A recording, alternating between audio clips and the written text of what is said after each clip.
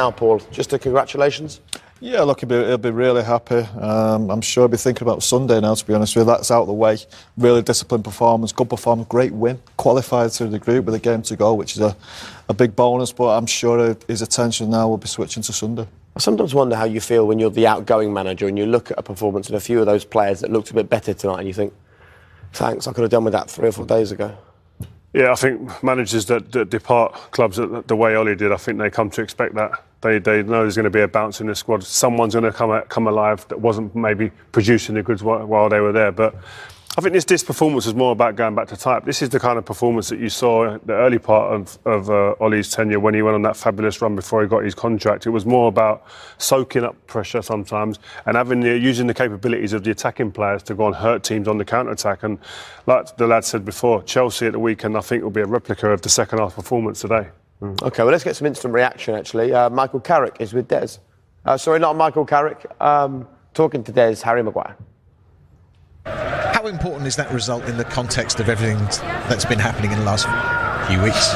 Yeah, it's massive. It's massive for our season. We knew going into the game that the last couple of months have been nowhere near good enough, and tonight was a big important result that we needed to come here and get a result for our season, for our fans. We know how tough it's been for them in recent weeks, but we've got to make sure that's just a start. That's a start now. We need to push on. It wasn't pretty in the whole, because it didn't have to be, but you had to scrap for something tonight, didn't you? Yeah, it wasn't pretty. The first half especially was tough, tight, edgy. Two teams who wanted to go for the victory but knew that they couldn't lose the game as well. So it was important to stay in the game, stay in the tie, and then obviously we made the changes and freshened things up. And I thought that the lads who come off the bench really helped us and helped us push on, and we felt like we had that victory really from the second half. I thought the second half performance was really good. Just when you were setting up for this game, though, it was the emphasis on defence, getting through to half-time, getting that stability back. Yeah, definitely. I think the emphasis was getting a result. We know how coming away from home is in Europe. You've got to set up solid, not give away things, not give away goals. I thought we did that really well. We executed the plan really well. And yeah, like I said, the second half I felt like we controlled it a lot better, especially after the 60th minute. And we probably got what we deserved in the end through the amount of chances that we created towards the end of the game. Yeah, Ronaldo, he always does it. Yeah, he's been brilliant. Obviously, he's scored. That's what he's done. That's what he does throughout his career, and that's why we need to get back to being solid. We need to get back to keeping clean sheets, because we know that if you keep a clean sheet, you've got more than every opportunity to go and win the game, especially when he's up front. And when you did open up in that last 30 minutes, Fred created both goals with the pressing and winning the ball, and that's what United need to do. Yeah, definitely. I think as a Man United team, we want to be on the front foot. We want to be aggressive. We want to play an high tempo. I felt like the first half was a little bit too edgy. We played probably with a little bit too much fear, but like I said, we were solid without really putting enough aggression and pressure on those when they had the ball. So we spoke about that at half time, and I think the first goal, like you said, come from that and Fred's pressure, and obviously it's a great finish from Ronaldo. You're in the knockout stages now in February, and Chelsea this weekend, so you're going to have to go up another level again perhaps. Yeah, of course. Like I said, it must be a start, and we must keep improving and keep pushing. Thank you, Harry. Thank you. About United until 8:30 this evening. Plenty about the clean sheets there from Harry Maguire. One man who will be delighted about that, Owen, is the goalkeeper. Absolutely. I thought David was probably, the most influential player, really, especially in that first half when they were under a bit of pressure from Villarreal. We know they create. And David, this season has been fantastic. Obviously had a difficult game against Watford, as a lot of players did, but David made some big saves. And David created the platform for United to go and win the game.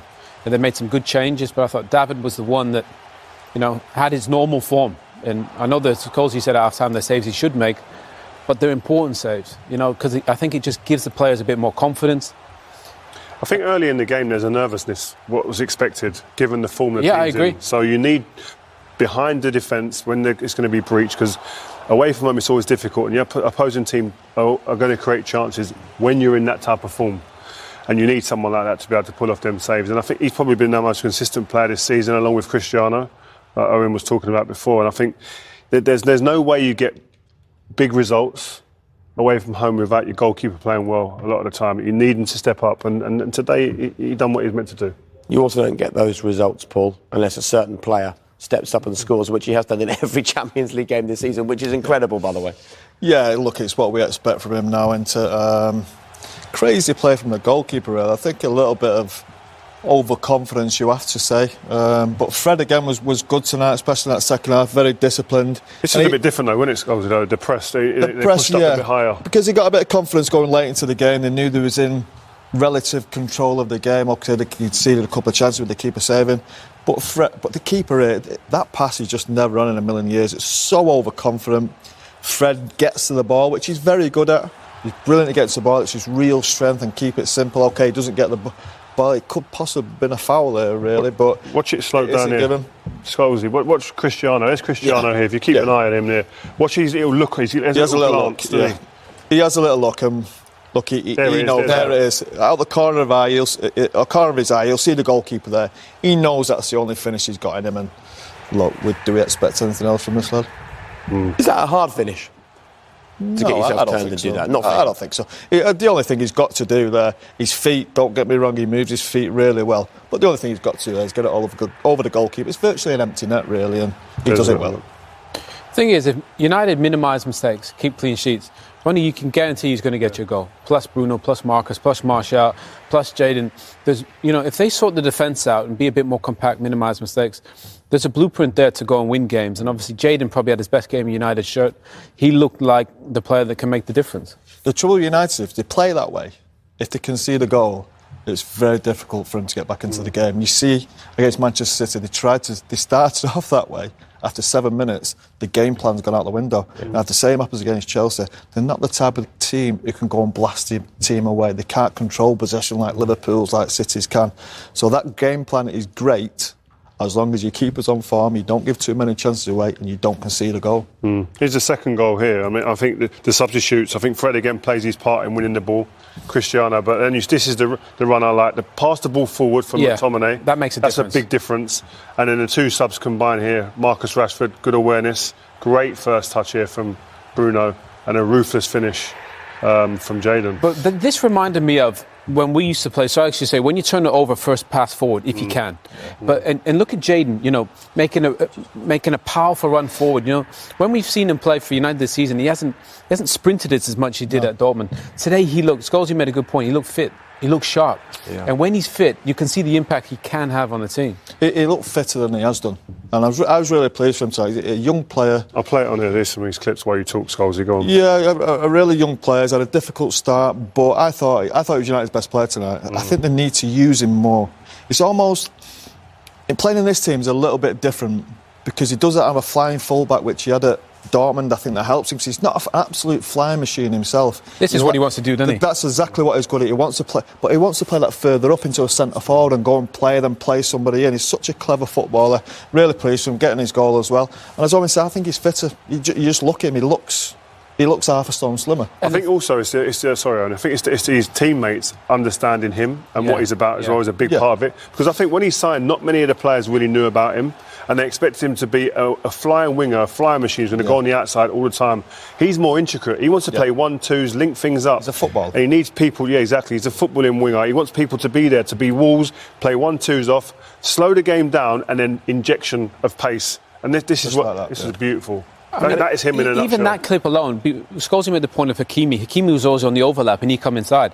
Wan-Bissaka just giving him a bit of a decoy and allows the defenders this is what I mean, that intensity. If he gets that into his game, he's going to score goals and create. But I think they need to get a partnership, him and Wan-Bissaka, whether he's on the outside or on the inside, link up with the centre forward. That's what he had at Dortmund. He had Hakimi and he had Haaland, and that little triangle was unplayable. And I think now he needs to find that partner who's going to play with him behind him and who's going to link up with him when he gets the 1-2s. I think a lot of people, when criticising Man United under Ollie's guidance, have always said, they don't play enough football, they don't keep it, they don't do this.